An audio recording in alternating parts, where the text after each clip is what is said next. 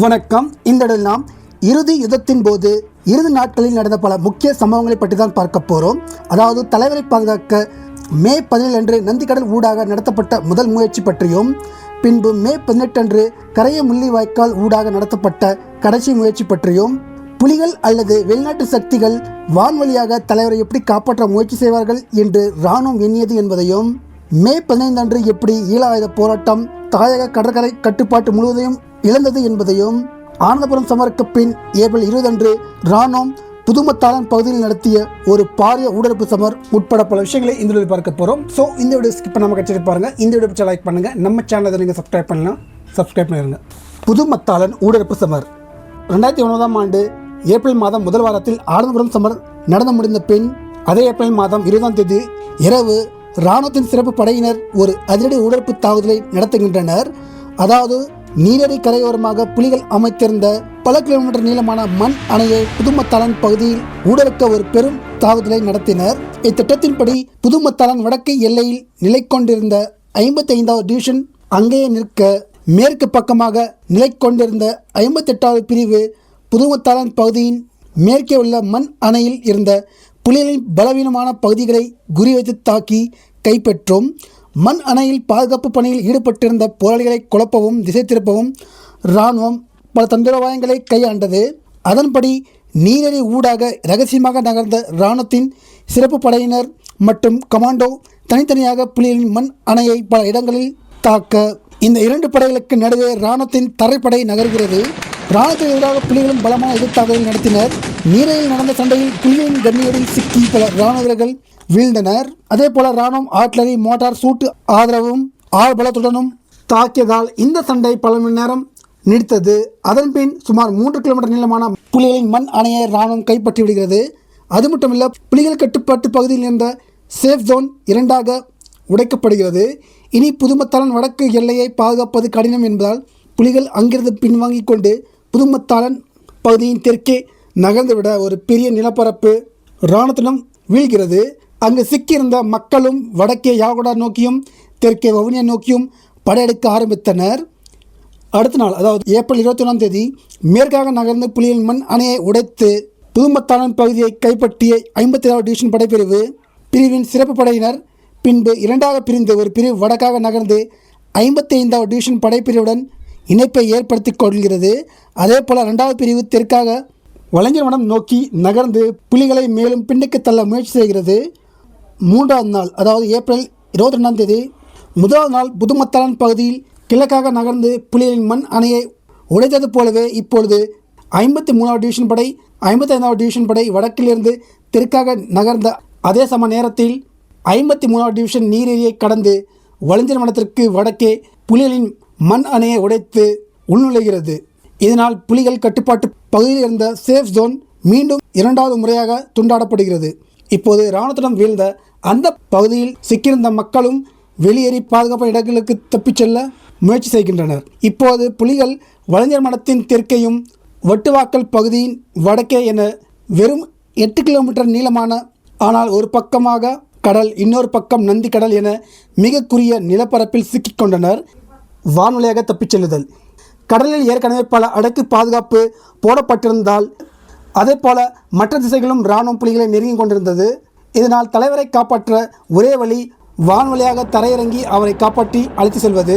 எனவே இறுதிக்கட்டத்தில் தலைவர் மற்றும் அவரது குடும்பத்தை வான்வழியாக காப்பாற்ற புலிகள் மட்டுமல்ல, சில வெளிநாட்டு சக்திகளும் முயற்சி செய்யலாம் என்று இராணுவம் நம்பியது.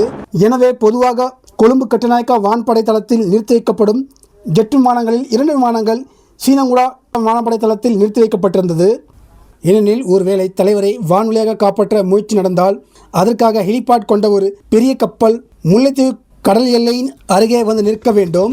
அதிலிருந்து ஹெலிகாப்டர் மேலே பறந்து முள்ளிவாய்க்கால் பகுதியில் தரையிறங்கி தலைவரையும் அவரது குடும்பத்தையும் ஏற்றிக்கொண்டு மீண்டும் அந்த கப்பலுக்கே சென்று தரையிறங்க வேண்டும். இவ்வாறான ஒரு வான்வழி ரெஸ்கியூ ஆபரேஷன் நடந்திருந்தால் சில நிமிடங்களில் நடந்து முடிய வாய்ப்பிருந்தது. அவ்வாறு நடக்கும் பட்சத்தில் கொழும்பிலிருந்து ஜெட் விமானங்கள் டேக் ஆஃப் செய்து இந்த ஹெலிகாப்டரை இன்டர்செப்ட் செய்ய வருவதற்குள் அந்த ஹெலிகாப்டர் தலைவருடன் பத்திரமாக அந்த கப்பலில் தரையிறங்கிவிடும். அந்த கப்பல் சர்வதேச கடற்பரப்புக்கு சென்று விட்டால் அதன் பின் வான்படையாலோ கடற்படையாலோ ஒன்றுமே செய்ய முடியாது. ஆக இவ்வாறான முயற்சியை உடனடியாக தடுத்து நிறுத்த 2 ஜெட் விமானங்களை விமானப்படை சீன வான்படை தளத்தில் நிறுத்தியிருந்தது வான்புலிகள். அது மட்டுமில்லை, திட்டமிட்டபடி ஒருவேளை புலிகள் இராணுவ முற்றுகையை உடைத்து தலைவரை நெடுங்கனி காட்டுப்பகுதிக்கு நடத்திவிட்டால் அங்கு பொறுப்பாளராக இருந்த விமானம் ஓட்டும் லைசன்ஸ் பெற்ற வான்புலிகள் பிரிவில் இயங்கிய தெய்வீகன் அவர்கள் புலிகள் விமானத்தின் மூலம் தலைவரை ஈழத்திலிருந்து பாதுகாப்பாக வெளியேற்றி விடுவார் என்ற திட்டம் இருந்ததாகவும் அப்போது சிலர் பதிவு செய்திருந்தனர். இதில் எந்த அளவுக்கு உண்மை இருக்குது என்பது தெரியவில்லை. 2001ஆம் ஆண்டு பிப்ரவரி மாதம் வான்புலிகள் நடத்திய கடைசி தாக்குதலின் போது வன்னி வான்பரப்பில் வான்புலிகள் விமானம் சற்று நேரம் விமானப்படையின் ரேடரிலிருந்து காணாமல் போனதாக கூறப்படுகிறது. இதனால் வான்புலிகள் விமானம் அன்று வன்னிக்காடுகளில் யாரையோ தரையிறக்கி விட்டு சென்றதாக சிலர் இணையத்தில் கூறுவதுண்டு. ஆனால் ஈழப் போராட்டத்தின் தலைவிதியை குறிப்பாக அந்த தாக்குதல் வெற்றி பெற்றால் இறுதி யுத்தத்தில் பெரிய திருப்பு முனையை உண்டாக்கும் என்ற நிலை இருந்தபோது வான்புலிகள் இராணுவ கட்டுப்பாட்டு பகுதிக்குள் தரையிறங்கும் பாரிய ரிஸ்கை எடுத்திருப்பார்களா என்பது சந்தேகம்தான். பின்வாங்கும் போது உருமறைப்பு செய்து தாங்கள் விட்டு சென்ற வான்புலி ஓடுதளத்தில் வான்புலிகள் தரையிறங்கவும் டேக் ஆஃப் செய்யவும் பயன்படுத்தி இருக்கலாம் என்று ஏற்றுக்கொண்டாலும் ஒருவேளை வான்புலிகள் டேக் ஆஃப் செய்யவே முடியவில்லை என்றால் தாக்குதலுக்கு முன்பே இந்த ஒட்டுமொத்த தாக்குதல் திட்டமுமே முடிந்து போயிருக்கும். ஆக இவ்வாறான ரிஸ்கை வான்புலிகள் ஏதாவது ரொம்பவே முக்கியமான நபரை தரையிறக்க மட்டுமே இவ்வாறான ஒரு பெரிய ரிஸ்கை வான்புலிகள் எடுத்திருப்பார்கள். ஆனால் இவ்வாறு நடந்ததாக உறுதியான தகவல்கள் எதுவும் இல்லை. Naval blockade. இதே சம நேரத்தில் புலிகள் தலைவரை கடற்புலி கமாண்டர் தாக்குதல் உதவியுடன் கடற்வழியாக தப்பிக்க வைக்க முயற்சி செய்வார்கள் என்பதாலும் அதேபோல முன்பு குறிப்பிட்ட ஹெலிபேட் கொண்ட ஒரு பெரிய கப்பல் கொண்டு வரப்பட்டு தலைவரை காப்பாற்ற முயற்சி நடக்கும் என்பதாலும் கடலில் பல அடுக்கு கடற்கலங்களை நிறுத்தி கடற்படை கண்காணிப்பில் ஈடுபட்டு வந்தது கடைசி முயற்சி. கடைசியாக புதுமத்தளம் பகுதியில் உடற்பு சமர் நடந்த பின் பரந்தன் முல்லைத்தீவு சாலை முதல் மேற்கே கடற்கரை வரை உள்ள நிலப்பரப்பை விழுங்கியவாறே 58வது படைப்பிரிவு தெற்காக நகர்கிறது. அதேவேளை அதே பரந்தன் முல்லைத்தீவு சாலையின் கிழக்கே நந்திக்கடல் நீரடி வரை உள்ள பகுதிகளை கிளியர் செய்தவாறே 53வது டிவிஷன் படை முன்னேறுகிறது. இதேவேளை 59வது டிவிஷன் படைப்பிரிவு வட்டுவாக்கல் பாலத்தை கடந்து புலிகள் கட்டுப்பாட்டு பகுதியின் தென்முனையில் முன்னேறுகிறது. அதாவது வடக்கிலிருந்து தெற்காகவும் கிழக்கிலிருந்து மேற்காகவும் தெற்கிலிருந்து வடக்காகவும் என 3 திசையால் இராணுவம் புலிகளை நோக்கி நகர்கிறது. இப்பொழுது மேற்கே நந்திக்கடல் கரை மட்டுமே திறந்திருந்தது. ஆனால் அதன் மறுக்கரையில் இராணுவம் தயாராக நின்று கொண்டு கண்காணித்தது. அதாவது மறுக்கரையில் புலிகளின் அசை ஒவ்வொன்றையும் உற்று நோக்கி காவல் காத்து வந்தது. மே 15 1984ஆம் ஆண்டு முதல் யாழ்குடாவில் தமிழ் ஆயுத அமைப்புகள் தங்கள் கட்டுப்பாட்டு பகுதியில் இருக்கும் கடற்கரையில் நின்று கடற்படை கரையேறாத வண்ணம் துப்பாக்கி சூடு நடத்துவர். குறிப்பாக இந்தியாவிலிருந்து திரும்பும் தங்கள் படகுகளை கடற்படை துரத்தும் போதும் அதேபோல இந்தியா செல்ல தங்கள் ஆட்கள் படகில் ஏறும்போதும் தமிழ் அமைப்புகள் கரையில் கண்காணிப்பை அதிகரித்திருப்பர். பின்பு யாழ்குடா முழுவதும் புலிகள் கட்டுப்பாட்டில் வந்த பின் நிலப்பரப்போடு கடற்கரை பகுதிகளையும் புலிகள் தங்கள் கட்டுப்பாட்டிற்குள் கொண்டு வந்திருந்தனர். ஈழவாத போராட்டத்தில் ஒரு கட்டத்தில் இலங்கை தீவின் கடற்பரப்பில் 60% மேலான கடற்பரப்பு கடற்புலிகளின் கட்டுப்பாட்டில் இருந்தது என்பது குறிப்பிடத்தக்கது. ஆனால் 2009ஆம் ஆண்டு மே 15 அன்று தெற்கிலிருந்து வடக்காக நகர்ந்த 59வது டிவிஷன் மற்றும் வடக்கிலிருந்து தெற்காக கடற்கரை ஓரமாக நகர்ந்த 58வது டிவிஷன் படையும் புதுமத்தளம் கடற்கரையில் இணைப்பை ஏற்படுத்தின. ஈழாயுத போராட்ட வரலாற்றில் முதன்முறையாக தமிழர் கடற்படை கடலுடான தொடர்பினை முழுவதுமாக இழந்தனர். அதாவது கடற்புலிகள் கட்டுப்பாட்டில் இருந்த தாயக கடற்பரப்பு முழுவதையும் தங்களது கட்டுப்பாட்டிற்குள் கொண்டு வந்து விடுகின்றனர். இப்போது புலிகள் வெளியுலக தொடர்பினை முழுவதுமாக இழந்து 3 திசையால் தரைப்படை நகர்வுக்கு உள்ளானார்கள். வேகமாக சுருகி நிலப்பரப்புக்குள் புலிகள் மாட்டிக்கொண்டனர். கடல் பக்கமாக எஞ்சியிருந்த கடல் களங்களையும் மற்ற இராணுவ சொத்துக்களையும் அழிக்கச் சொல்லி புலிகள் தலைமை கட்டளையிட்டதாகவும் இதனால் கடற்கரையிலிருந்து பின்வாங்கும் புலிகள் அங்கு நிறுத்தி வைக்கப்பட்டிருந்த கடற்புலிகளின் களங்களை அழித்தவாறே பின்வாங்கியதாக இராணுவம் கூறியது. கடைசி முயற்சி. 3 திசைகளால் வேகமாக முன்னேறி வரும் இராணுவத்தால் சுற்றி வளைக்கப்பட்ட புலியிடம் 600 மீட்டருக்கு 500 மீட்டர் என ஒரு மிக குறுகிய நிலப்பரப்பே எஞ்சியிருந்தது. அதே போல தப்பிச் செல்ல நந்திக்கடல் பக்கம் மட்டுமே திறந்தவெளி பகுதி இருந்தது.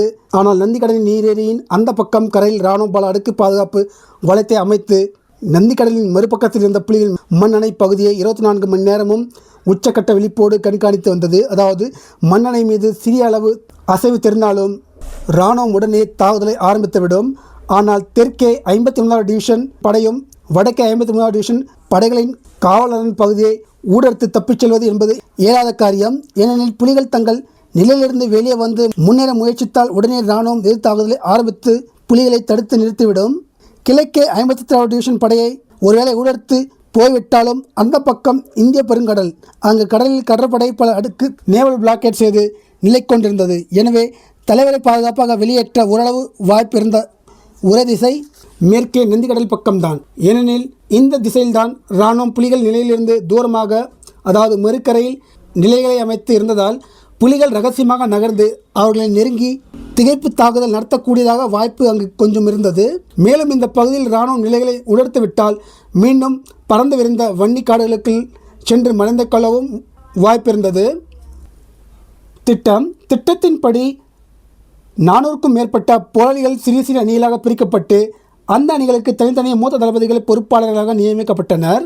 கடற்படையிடம் எஞ்சியிருந்த படகுகளை பயன்படுத்தி இந்த அணிகள் எல்லாம் மே 17 அன்று விடியற்காலை இருட்டில் நந்தி கடலில் இறங்கி மறுக்கரையில் உள்ள இராணுவ நிலையிலிருந்து சுமார் 1000 மீட்டர் தூரத்தில் கடலில் தரையிறக்கப்படுவார்கள். அங்கிருந்து இந்த தாக்குதல் அணிகள் நீருக்குள்ளே நகர்ந்து இராணுவ நிலைகளை நெருங்கி பல முனைகளில் ரகசியமாகவே நெருங்கி பின்பு தண்ணீரிலிருந்து எழுந்து நின்று பல முனைகளால் தாக்குதல் நடத்தியவாறே கரையேறி இராணுவ நிலைகளை தகர்த்தவாறே மறுபக்கம் வரை பாதுகாப்பான ஒரு பாதையை அமைக்க வேண்டும். இந்த பாதுகாப்பான பாதை உருவாக்கப்பட்டால் உடனே தலைவரும் அவரது மெய்ப்பாதுகாவலர் அணி உட்பட ஏற்கனவே தேர்வு செய்யப்பட்ட தளபதிகள் போராளிகள் இந்த பாதுகாப்பான பாதை ஊடாக வெளியேற்றப்படுவார்கள். அதற்பின் இராணுவ கட்டுப்பாட்டு பகுதிக்குள் ஏற்கனவே தயாராக காத்திருக்கும் அணியிடம் தலைவர் பாதுகாப்பாக ஒப்படைக்கப்படுவார். ரகசிய அணி 2009ஆம் ஆண்டு பிப்ரவரி மாதம் புதுக்குடியிருப்பு சமர் உச்சக்கட்டத்தை அடைந்தபோது ரத்ன மாஸ்டர் அவர்கள் வான்பள்ளி வீரர் தெய்வீகன் அவர்களை அழைத்து வட்டுவாக்கல் முல்லைத்தீவு கரைப்பகுதிக்கு செல்லுமாறு கட்டளையிடுகிறார். அதன்பின் அங்கிருந்து அவர் நெடுங்கனி காட்டுப்பகுதிக்கு நகர்த்தப்படுகிறார். அங்கு அவர் ஒரு ரகசிய முகாமை அமைத்ததாக கூறப்படுகிறது.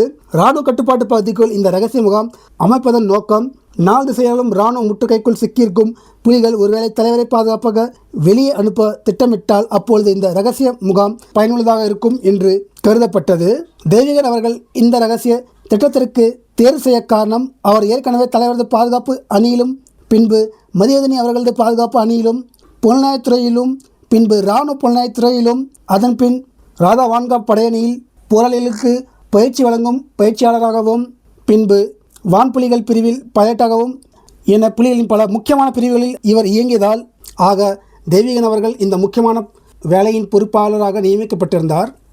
நந்தி கடல் முயற்சி மே 16 அன்று நள்ளிரவு, அதாவது மே 17 நள்ளிரவு கடற்படையிடம் இருந்த 3 படகுகளில் ஒரு படகிற்கு 30 என மொத்தம் 90 போராளிகள் இராணுவ கட்டுப்பாட்டு கரையிலிருந்து சுமார் 1000 மீட்டர் தூரத்தில் நீரில் தரையிறக்கப்பட்டனர். மீண்டும் திரும்பி வந்து மேலும் 90 போராளிகளை அந்த படகுகள் ஏற்றிக்கொண்டு இராணுவ கட்டுப்பாட்டு பகுதியை நெருங்கிய அதேவேளை தாக்குதலுக்கான கட்டளையும் வர நீரில் நகர்ந்து வரும் புலிகளை இராணுவம் பார்த்துவிட அங்கு ஒரு உக்கிர சமர் ஆரம்பமானது. இந்த அணியில் கமாண்டோ போராளிகளும் இருந்ததால் அவர்களும் முன்னேறி சென்று இலக்குகளை அழித்து கொண்டிருந்தனர். இந்த தாக்குதலின் போது இராணுவத்தின் பல நிலைகளை புலிகளை கைப்பற்றியதாக இராணுவமே கூறியிருந்தது. ஆனால் அதை தக்க வைத்து கொண்டு கேப்பாப்பிளவு காட்டுக்குள் நோக்கி ஒரு பாதுகாப்பான பாதையை உருவாக்கும் சூழல் அங்கு இருக்கவில்லை. ஏனெனில் சுதாரித்து கொண்ட இராணுவம் புலிகள் அந்த நிலைகளை நீண்ட நேரம் தக்க வைத்து கொள்ள முடியாதவாறு உக்கிரமான எதிர் சமரை ஆரம்பிக்கிறது. அதேவேளை 3வது முறை போராளிகளை அழைத்து வர நீரின் கிழக்கு கடற்கரைக்கு சென்ற 3 படகுகளில் ஒரு படகு இராணுவ தாக்குதலில் சேதம் அடைந்துவிட்டது. அதே நேரம் சண்டை நடந்து கொண்டிருக்கும் முன்களத்திலிருந்து ஏதாவது தகவல் வந்திருந்ததோ என்னவோ பிரிகேட் புட்டமான் அவர்கள் இந்த தரையிறக்கத்தை நிறுத்த சொன்னதோடு அங்கு சண்டையில் ஈடுபட்டிருந்த போராளிகளையும் சண்டை நிறுத்திவிட்டு பின்வாங்கி வருமாறு கட்டளையிடுகிறார். இதனால் போராளிகள் உடனே நீரில் இறங்கி மூச்சுவிட மட்டும் தலையை மேல் தூக்கி மற்ற நேரங்களில் நீருக்குள்ளாவே நகர்ந்து புலிகள் கட்டுப்பாட்டு பகுதிக்குள் தப்பி வர முயற்சி செய்கின்றனர். அதேவேளை தங்கள் கையில் சிக்கும் காயமடைந்த போராளிகள் அதே போல வீர்ச்சாவடைந்த போராளிகள் துடல்களையும் இழுத்து கொண்டு இந்த போராளிகள் இராணுவத்தின் உக்கிர தாக்குதலுக்கு இடையே புலிகள் கட்டுப்பாட்டு பகுதியில் இருந்த நந்தி கடல் நீரறி கரையை வந்து அடைந்தனர். கடைசி முயற்சி மே 17 விடியற்காலை நந்தி கடல் நீரேறி ஊடான தரையிறக்கம் தாக்குதல் தோல்வி அடைந்தபோது புலிகள் கட்டுப்பாட்டு பகுதி மிகவும் சுருங்கியிருந்தது. எனவே மே 17 நள்ளிரவு கடைசியாக இன்னொரு முயற்சி செய்ய புலிகள் முடிவு செய்தனர். இப்போது நீரேறி பக்கமாக இல்லாமல் தரையாலே ஊடகத்து தலைவரை வெளியேற்ற புலிகள் திட்டமிட்டதாக கூறப்படுகிறது. இத்திட்டத்தின்படி பரந்தன முல்லைத்தீவு A35 பாதையின் மேற்காக முன்னேறி வரும் 53வது டிவிஷன் படைப்பிரிவு முன்னடங்கை உடைத்து வலுதிருமணம் பகுதிக்குள் செல்வது. எனவே மே 17-18 நள்ளிரவு சாதாரண உடையில் மக்கள் போல புலிகளின் ஒரு குழு நந்தி கடல் கரையோரமாக 53வது டிவிஷன் இராணுவ முன்னிலைகளை அணுகி தங்களை இராணுவ கட்டுப்பாட்டு பகுதிக்குள் போக அனுமதிக்குமாறு வேண்டுகின்றனர். அதேவேளை நீலரி கரையோரமாக உருவரைப்பு செய்தவாறே புலிகளின் பல தாக்குதல் குழுக்களும் பாதுகாப்பாக அதே பகுதியில் பதுங்கிக் கொள்கின்றனர். ஆனால் அந்த நள்ளிரவு நேரத்தில் இராணுவத்தால் மக்கள் யாரையும் உள்ளே அனுமதிக்க முடியாது என்று அங்கிருந்த இராணுவ பொறுப்பாளர் கூற, தங்களோடு காயப்பட்டவர்கள் முதியோர்கள் பலர் இருக்கிறார்கள், அவர்களின் நிலைமை மோசமாக இருக்கிறது என்று கூறி இராணுவ நிலைகளை அவர்கள் நெருங்க முயற்சி செய்கின்றனர். ஆனால் நள்ளிரவில் அவ்வாறு மக்களை அனுமதிக்கக்கூடாது என்று இராணுவம் கட்டாய உத்தரவு பிறப்பித்திருந்தது. ஏனெனில் இருட்டை பயன்படுத்தி புலிகள் மக்களோடு மக்களாக வெளியேற முயற்சி செய்வார்கள் என்பது இராணுவத்திற்கு தெரியும். எனவேதான் இவ்வாறான கட்டளையை இராணுவம் பிறப்பித்திருந்தது. அதேவேளை தனது தளபதியை தொடர்பு கொண்டு நிலைமையை தெரிவித்த அந்த பகுதி இராணுவ பொறுப்பாளரிடம் அந்த தளபதி இந்த நேரத்தில் அங்கு மக்கள் வர வாய்ப்பே இல்லை என்று கூறினாராம். எனவே தங்களை நெருங்க வேண்டாம் என்று அந்த மக்கள் கூட்டத்தை, அதாவது மக்கள் போல அங்கு முன்னேறி கொண்டிருந்த புலிகள் கூட்டத்தை எச்சரிக்க அந்த இராணுவ பொறுப்பாளர் வேட்டுகளை சுடுகிறார். இராணுவம் வேட்டு சத்தம் கேட்டவுடனே மக்கள் போல் இராணுவ நிலைகளை நெருங்கியிருந்த போராளிகள் தாங்கள் மறைத்து வைத்திருந்த துப்பாக்கிகளை வெளியெடுத்து சுட ஆரம்பித்தனர். இதே சமய நேரத்தில் நீலரி பக்கமாக பதுங்கியிருந்த போராளி குழுக்களும் வெளியே வந்து தாக்குதலை ஆரம்பித்தனர். அங்கு ஒரு உக்கிர சண்டை நடந்து கொண்டிருந்தது. புலிகளின் திட்டத்தின்படி இராணுவ நிலைகளின் பல இடங்களில் சம நேரத்தில் தாக்குதல் நடத்தினர். திட்டமிட்டபடி இராணுவ காவல் வெளியில் 2 முக்கிய பகுதிகளை புலிகள் கைப்பற்றி இராணுவ தொடர் காவல் அரணில் ஒரு பெரிய இடைவெளியை, அதாவது பாதுகாப்பான பாதையை உருவாக்கியதாக இராணுவமே கூறியது. இது இராணுவத்தை அதிர்ச்சிக்குள்ளாக்கியது. ஆனால் முந்தைய நாள் நந்தி கடல் கரையில் நடந்தது போலவே இந்த பகுதியிலும் போராளிகளால் அந்த இடைவெளியை நீண்ட நேரம் தக்க வைக்க முடியவில்லை. ஏனெனில் புலிகளின் இந்த செயலால் அதிர்ந்து போன இராணுவம் அந்த பகுதியில் தங்களிடம் இருந்த எல்லா வளங்களையும் சேகரித்து போராளிகள் உருவாக்கி அந்த இடைவெளியை மூடுவதற்கு பயன்படுத்தியது. இதனால் தலைவரை போராளிகள் வெளியேற்றுவதற்கு முன்பே அந்த இடைவெளியை இராணுவம் மூடிவிடுகிறது. இந்த வீடியோ உங்களுக்கு பிடிச்சிக்கணும் நம்புகிறேன். இந்த வீடியோ பிடிச்சதை லைக் பண்ணுங்கள். நம்ம சேனலை நீங்கள் சப்ஸ்கிரைப் பண்ணலாம். சப்ஸ்கிரைப் பண்ணிடுங்க. நன்றி.